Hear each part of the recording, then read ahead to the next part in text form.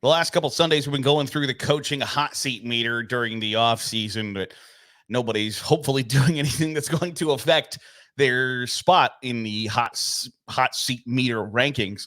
But today, I thought it would be interesting to look through the ACC. We've done the Big Ten, done the SEC. They're on the channel if you haven't checked them out yet. I encourage you to do so because I think there are some interesting situations throughout those two conferences. In the ACC, I don't think that it's all that hot. And I don't know if that is one, coaches meeting expectations and therefore aren't being viewed as on the hot seat or anything like that. Another combination of coaches that are in their first or early in their tenures at their universities, or three that they just don't get the attention and notoriety that the Big Ten and SEC get. And so I think there's kind of different avenues that those coaches fit into. And I find that to be somewhat of an interesting discussion. And so we're going to do it today here on the Daily Huddle. So the first category, if you haven't seen the hot seat meters, is I've got 5 sections, right? Freezing, the hot seat is frozen, cold, neutral, warm, and on fire. And I'll tell you, in the ACC, I've got one coach in the on fire. There's a lot of cold seats in the ACC, especially in the freezing category. Mike Norvell at Florida State, coming off an undefeated regular season where they feel like they got snubbed out of a college football playoff berth. Doesn't have anything to worry about. Jeff Brom is a hometown hero at Louisville. Had a decent first year. Things are pretty cold. Bill O'Brien is at Boston College. He got hired late in the process. He's got some name recognition, cachet from Boston College fans with his time with the Patriots, and did a great job at Penn State in a tough situation. Rhett Lashley at SMU, which it feels weird to be talking about SMU inside the ACC, but they are there. There are 17 coaches in the ACC, by the way, if you don't count Marcus Freeman at Notre Dame, which I think I would have him in the cold category if we were doing it. Rhett Lashley, SMU, going into year 2, go 10-3 and win the American in his first season. We'll see what the shift to the ACC does for his hot seat meter, but I don't think you can put him anywhere else. Manny Diaz and Duke going into his first year. They wouldn't have hired you, I don't think, if you're not going to be in the freezing category. Troy Taylor at Stanford didn't have a great first year, but they had a really signature win and a come-from-behind victory where they were down 29 points to Colorado, came back and kind of stomped on Deion Sanders' parade in the season. So Troy Taylor at Stanford's just getting started. And Fran Brown at Syracuse, again, going into his first season. And I think maybe Fran Brown at Syracuse might be set up better than anybody in America to have a really successful first season at their new program.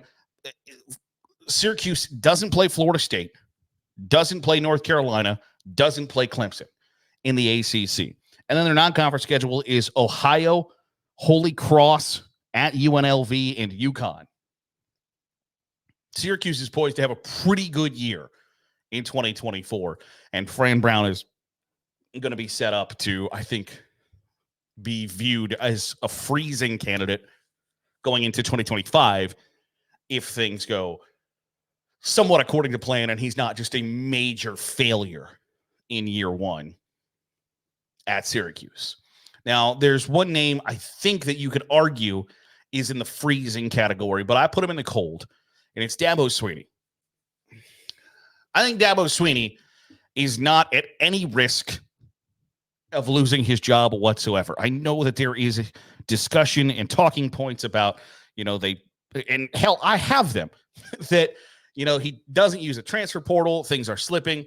The only reason I went from freezing to cold is because last season, when pressed for answers on some things, Dabo Swinney got kind of bitchy to his fan base.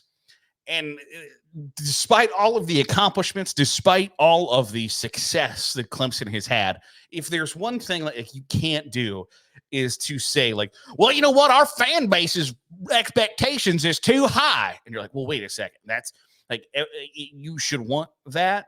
And if like you set the standard, and for the idea that like people are struggling to meet the standard, like you are struggling to meet the standard you set, and then you're trying to turn that around to be an issue for the fan base and not you.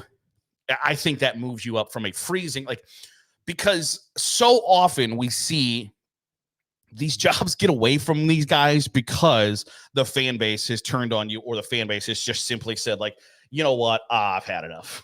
Like, that'll do. I'm not gonna. I have no interest in supporting this guy anymore. And so when you turn on your fan base rather than your fan base turn on you, I think that bumps you up from a freezing to a cold. But again, with all of the success, with all of the accolades, with all of the trophies that are in Dabo Swinney's trophy case, I don't think he is at risk at all of losing his job. If they go 7-6 or something, then maybe he enters the neutral or warm category. But the idea that because they haven't been in a college football playoff in the last 2 years, I just don't buy that is an issue for Dabo Swinney at all. I think you could probably argue Dave Doeren might be in the neutral category instead of the cold category. He's never, to me, felt like a great fit at North Carolina State, and yet all he's done has been pretty successful. So I put him in the cold category because they continue to be good enough. I imagine that there's probably a section of that fan base that would like to see bigger success from some of the players that they've put into the NFL or some of the players that they have collected. But I think all things considered, Dave Doeren's doing a pretty good job at North Carolina State. And I don't know how you could argue to put him higher than neutral. Dave Clawson in Wake Forest has done a great job. They're kind of like the Vanderbilt a little bit of the ACC, where playing a kind of one hand tied behind your back with academics, school size dedication to athletics as opposed to academics, things like that. I think Dave Clawson's done a great job.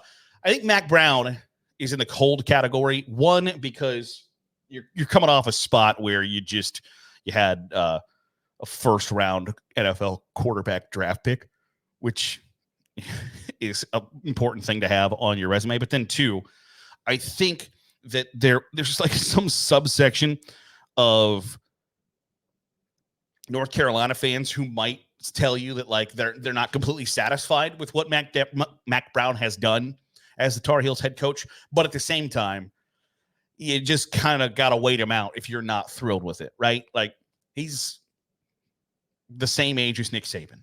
Now, I realize he doesn't look like he's the same age as Nick Saban. Same age as Nick Saban. And Nick Saban just got out. And Nick Saban's been a little more successful than Mack Brown. So I think if you're of that mindset that Mack Brown has not done or lived up to the hype or whatever the case may be,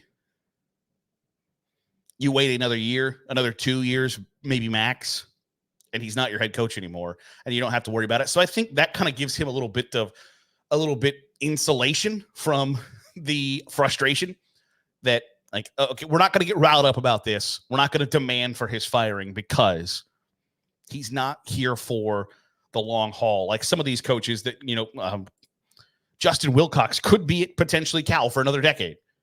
I don't think you have to worry about that with Mack Brown. And so I think that helps him a little bit. But at the same time, I think maybe any accusations that he hasn't lived up to expectations might not be 100% fair. And speaking of Justin Wilcox, I've got Justin Wilcox from Cal in the cold category. I think he's done a great job, all things considered, where they've got financial issues. They've got, again, academic that aren't the easiest place to get players into your program. So I think he's done a really, really good job. So that's the overwhelming majority of the 17 coaches in the ACC that are either in the freezing category or the cold category. And I think you could argue that Dave Doeren might be in the neutral. Other than that, I think everybody else is solidly in the freezing or cold category. And that's a pretty good spot to be in because you got some continuity there. You've got now they're not the rock stars of college football by any stretch of the imagination, but they are solid. And sometimes solid is a good place to be. So once you've gone through, what is that? I've got 7 in the freezing category and 5. So I got 12 of the 17 head coaches in the ACC that feel really, really safe in their positions. So when you take a look at the neutral category, I have the Techs, Brent Key and Brent Pry. Both, I don't know that. I think if you were to walk around, and I love man on the street analogies, right? If you were to walk down man on the street and ask, like, even diehard college football fans, who are the head coaches at Georgia Tech and Virginia Tech? I think you might struggle to get the correct answer more often than not. And while that is probably generally viewed as a bad thing, that you would want your coach to have strong name recognition and the idea that, like, this guy's going to put you in the NFL. I put Brent Pry on the neutral category because he's going into his second year. He's going into his third year, I beg your pardon. Things did not go well in his first season. And last year, things went a little bit better.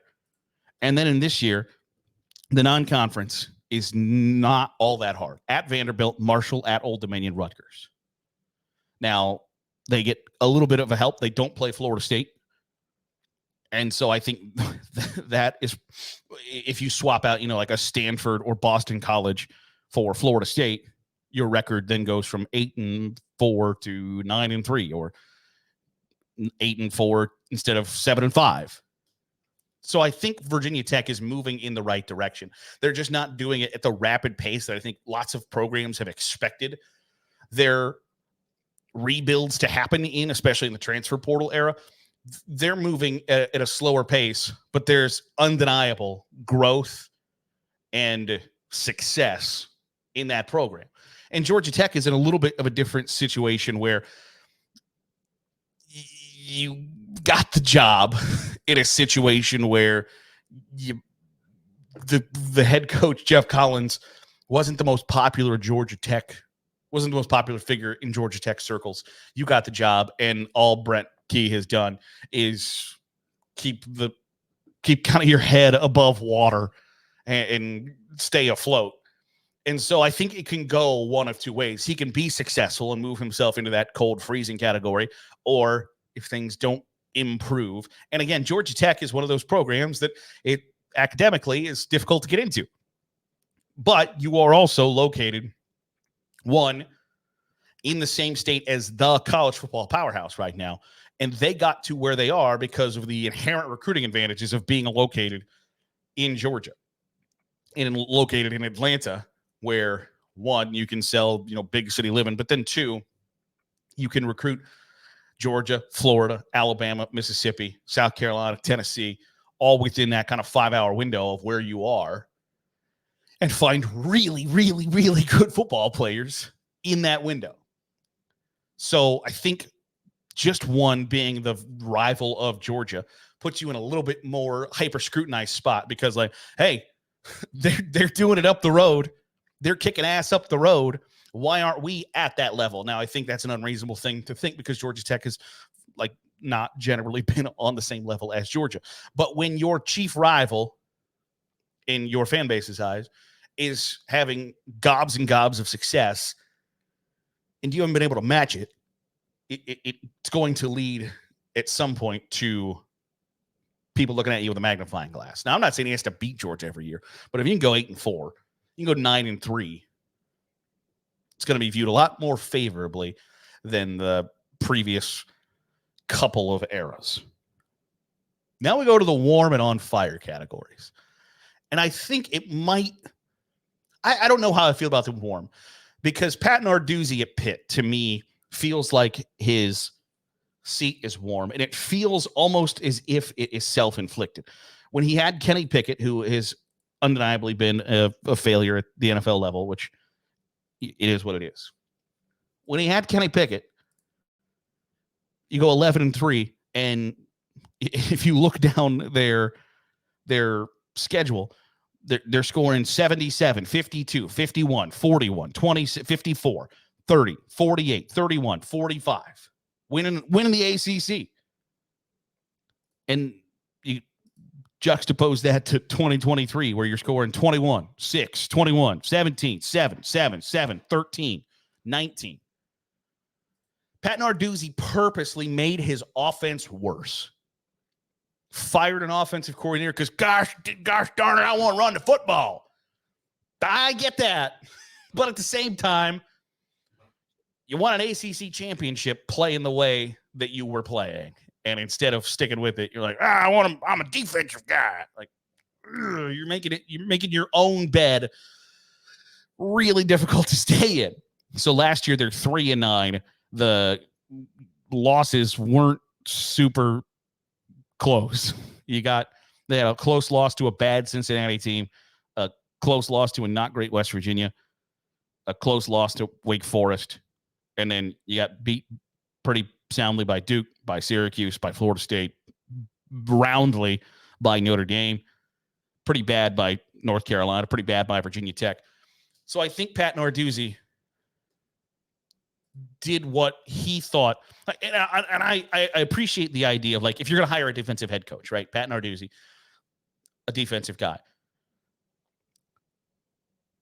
You're kind of more bread and butter, kind of more play it a little safe. That's somewhat the reputation.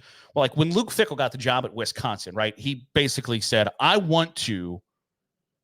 a defensive guy. The offense that I want us to run is the offenses that are difficult for us to prepare for, the offenses that are difficult for us to defend, because it's going to do that to another team's defense. And that would be an ideal situation. Because I would think from a defensive standpoint, the idea of, like, what's going to be one of the more easy offenses to defend? An offense that's going to, like, run the football inside the tackles feels a lot easier to defend than, like, 5 wide. We're going to chuck it around. And I wholly understand the idea of, like, if you're going to chuck the pigskin, you better have a quarterback who can fit that bill. Kenny Pickett in college absolutely did that. They might not have that now. But why you would try to go back to, we're going to play early 2000s offense in 2024 when you were having ample success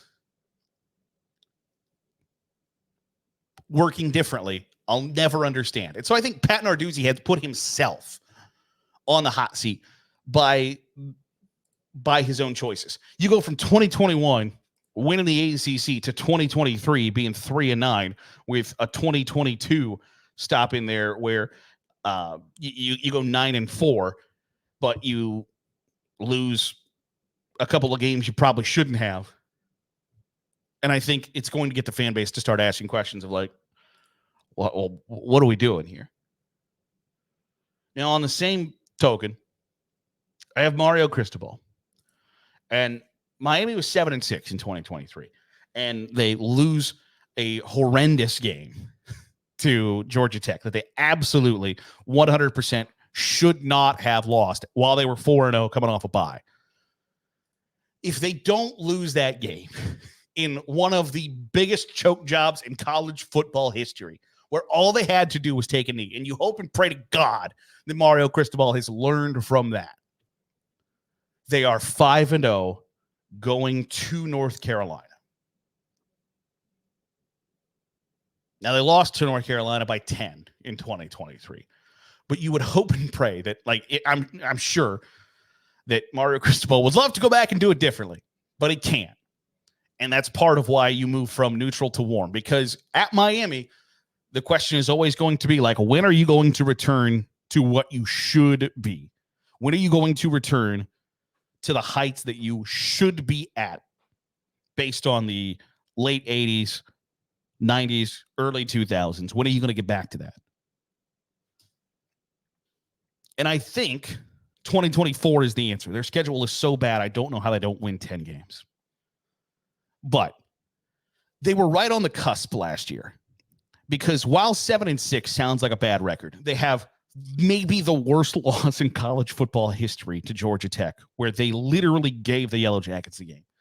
And then their 3 other losses, they lost by 10 at North Carolina. That's a solid. You got beat by 2 touchdowns at North Carolina State, but you played undefeated Florida State to a 1-score game, top 25 Louisville to a 1-score game, and you lost your bowl game by one touchdown.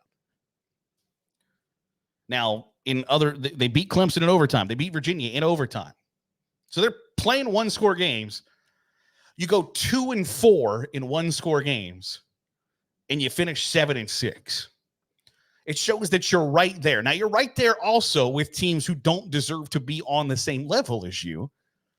But if you go 4-2 instead of 2-4 in those 1-score games, you finish 10-3 instead of 7-6. So I think the pressure is on for Mario Cristobal at Miami. I think that firmly. Whether he's able to weather that pressure, because their schedule, and I've mentioned this on the podcast before, is as bad as anybody's schedule in America. They have 2 games. They're back-to-back, coming off a bye week, at Louisville and home for Florida State. Their non-conference is at Florida, and whoever loses that game is going to be in a world of hurt. Both programs, both coaches, whoever loses is going to be answering tough questions after week 1. But at Florida, Florida A&M, Ball State, at South Florida. Virginia Tech should be pretty decent. But then they don't play Clemson, don't play North Carolina. Miami should win 10 games in 2024. And if they don't, it's probably going to be viewed as a failure. And I think Mario Cristobal goes. Now, I don't know if they go 9-3 or 9-4 and lose the ACC championship game or something like that. I don't know that Mario Cristobal goes from warm to on fire, but I think he stays in the warm category. And I think that's a hell of a spot to be in, but it's just kind of the byproduct of being the coach of the U. And then finally, I think Tony Elliott is on fire at Virginia.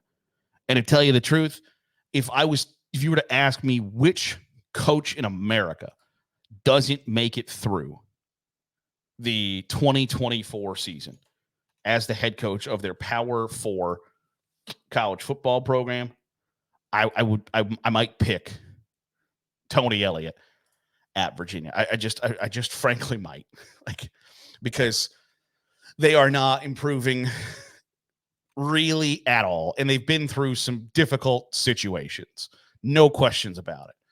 But when you look at their non-conference, they play Richmond, whatever. They're playing at Wake Forest in the non-conference. Why you'd want to play somebody on your conference that I don't know, whatever. Maryland and at Coastal Carolina. They might be 1-3 in their non-conference, and they didn't get really any. They don't play Florida State in conference, but they do play Notre Dame, Louisville, Clemson, at Virginia Tech, at Notre Dame. Virginia's got a bye week after their non-conference schedule. If they are 1-3 with losses to Wake Forest, Maryland, and Coastal Carolina, I don't know that Tony Elliott is the head coach when they play Boston College. And if he is the head coach, if they go 2-2 in that stretch, or 3-1, they play Boston College, Louisville, Clemson, North Carolina, back to back before an off week. 8 games into the season. If I'm going through the schedule, let's say I'll give them a win at Coastal Carolina. So they're 2-2 in the non-conference. Boston College, probably 2-3. Louisville, 2-4. At Clemson, 2-5. North Carolina, 2-6. You finish with at Pitt, at Notre Dame, SMU, at Virginia Tech. 4-8. Maybe. After finishing 3-9. After finishing 3-7 the year before that. It's just this is not getting better. And from where Virginia was under Bronco Mendenhall, things are not great for the Hoos. And I don't know that it gets any better anytime soon. I think that Tony Elliott might be the one guy I would choose. If you were to ask me, who doesn't make it through the college football season as head coach of the Power 4? Tony Elliott at Virginia. Want to know what you think? Are we crazy? We got somebody in a category you think is wildly off base? Let us know in the comments below. Love to have that conversation with you. That'll do it for today's episode of the Daily Huddle. Appreciate you making us a part of your day, however it is, wherever it is you're doing so. If you're watching on YouTube, hit the subscribe button. Make sure you're getting all the great college football content we're pumping out. If you're listening on the podcast feed, drop a 5-star review. It goes a long way in helping out the channel. I'll see you tomorrow for another episode of the Daily Huddle.